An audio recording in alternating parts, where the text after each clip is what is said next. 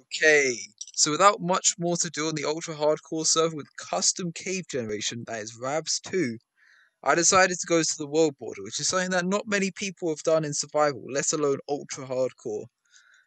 The footage you're seeing right now, the audio for it got deleted or whatever, so this is all post commentary, basically talking you through my preparation because there was a fair amount.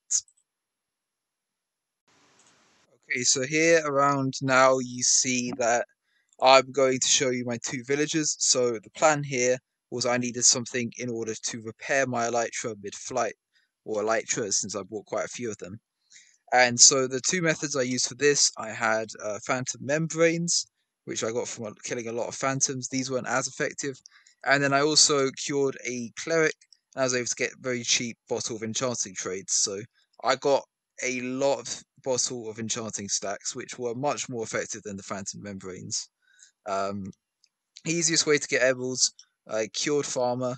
We have a lot of melons, a lot of pumpkins, and we can get about 24 every time, 24 emeralds every time we try to trade with him, and use those to get more and more bottles of enchanting. I could have obviously got a lot more clerics. We have a villager breeder, but yeah. So the main idea was for a couple days, I was just going back and forth between those villagers, trying to get as many bottles of enchanting as I could.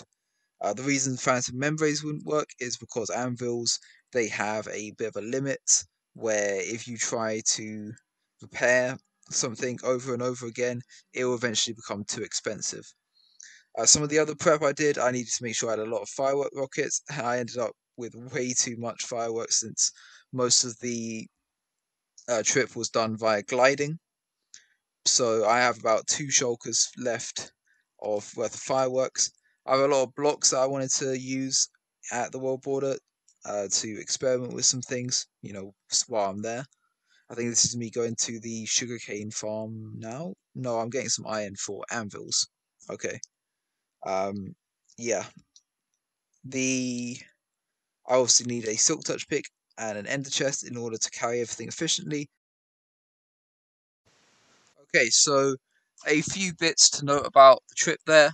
It's 30 million blocks to get to the world borders, minus 16, because it's a chunk away from 30 million. You can cut this by 8 if you go via the nether, since one block of the nether is 8 blocks in the overworld.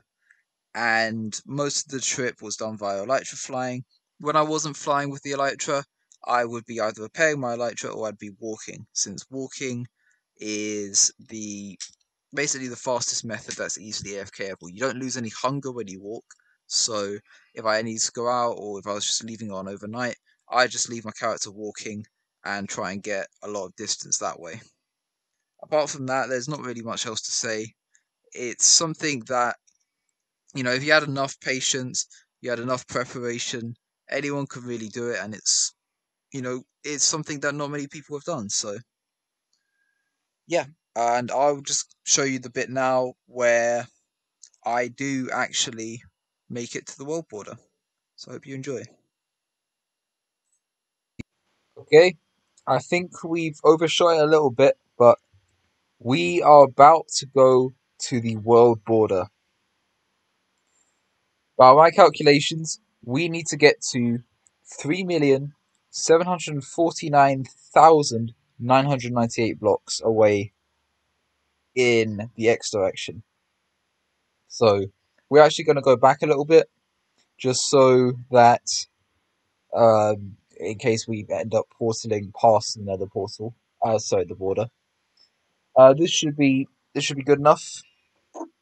Oh, I need to turn my sensitivity up. 1 second.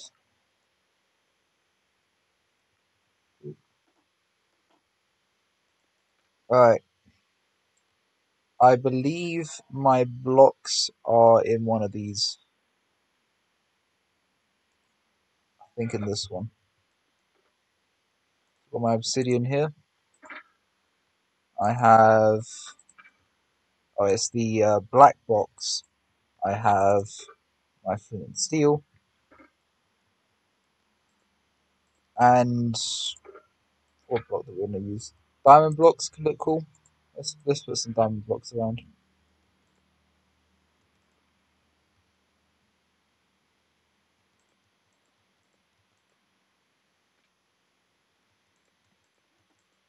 We could have made it quite nice.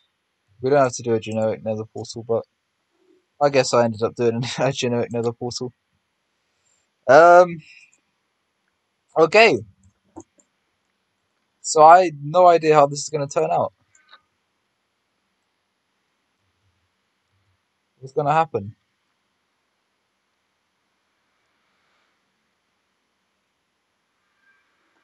Okay. So we've got about 100 blocks to go. Okay. We're almost there. Is that it? I see it! Hey! Alright, let's get a better view of that. Let's get a better view of that. Okay. Okay. There we go. We're going to screenshot that. Yeah.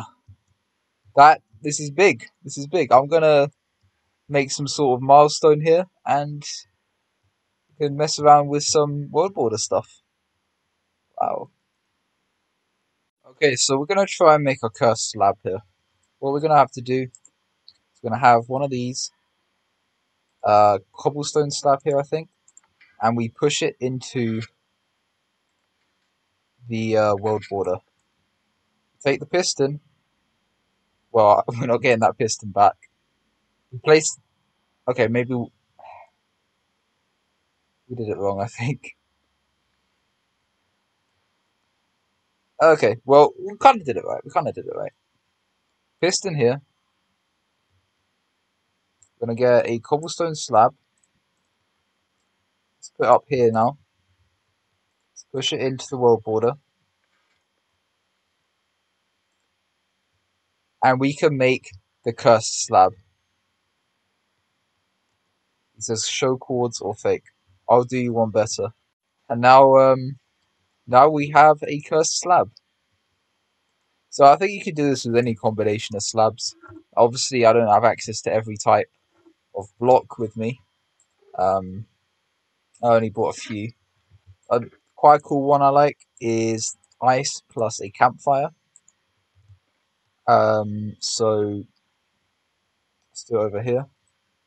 You get, I think, your ice. I need to get the wooden button actually.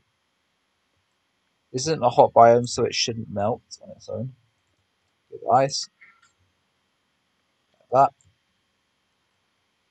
that. We lost that piston as well, and you put the campfire inside it.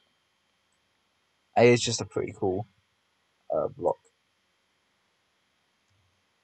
So yeah, you can do it with all sorts of stuff. I might mess around with it a bit more and see what we can get going. And yeah,